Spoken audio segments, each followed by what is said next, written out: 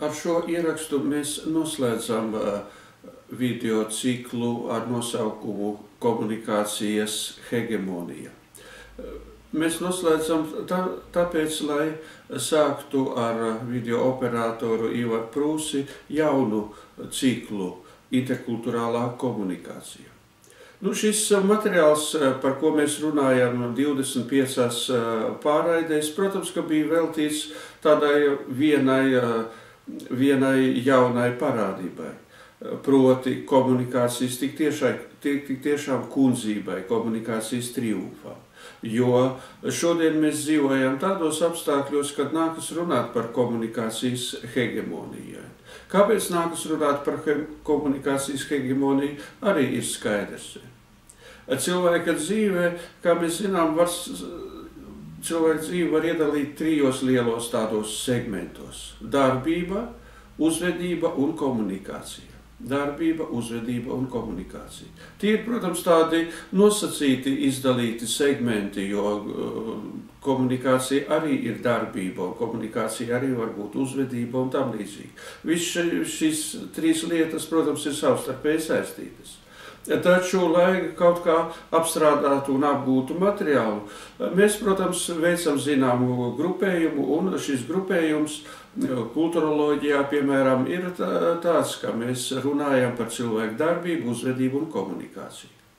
Ja mēs paskatāmies uz katru no šiem trījiem segmentiem, tad mēs redzam, ka vēsturiski ir tādi posmi, un vēsturi var iedalīt faktiski, ņemot vērā to, kurš no šiem segmentiem attiecīgajā laikmetā dominē.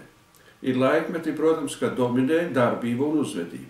Komunikācija, protams, ietilpst cilvēku dzīvē, cilvēku sarunājās savā starpā, taču komunikācija nekļūst par tik plašu sfēru, tik plašu cilvēku darbības un uzvedības sfēru, kā tas ir mūsdienās. Komunikācijas attīstība ir diezgan spilgti, kā teikt, konstatējama cilvēku dzīvē kopš Ādama un Ievas laikiem. Pieņemsim, kā Ādams un Ieva, un pirmās, kā teikt, cilvēku grupas bija nelielas. Cilšu izolētība ir ļoti labi zināma senajos laikos, kad ciltis, kā teikt, komunicēja tikai savā, kā teikt, vidē. Viņiem nebija nekādi sakari ar citām ciltīm un tam līdzīgai. Tautu izolētība ir ļoti labi zināma. 70.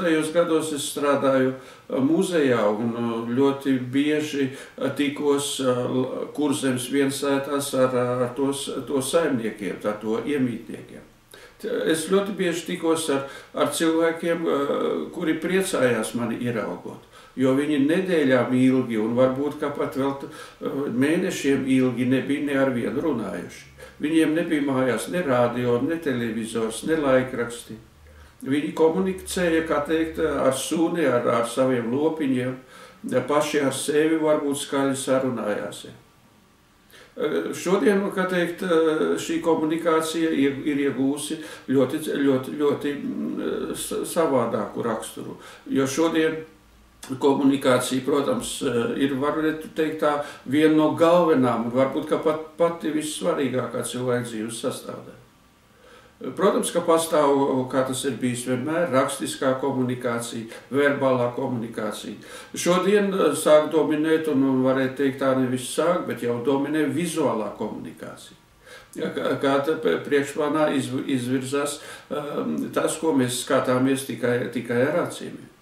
Pirms neilga laika viena no manām studentēm teica, ka es eksāmenam gatavošos, protams, bet es neko nelasīšu. Lasīt ir grūti, es tikai skatīšos YouTube video materiālus.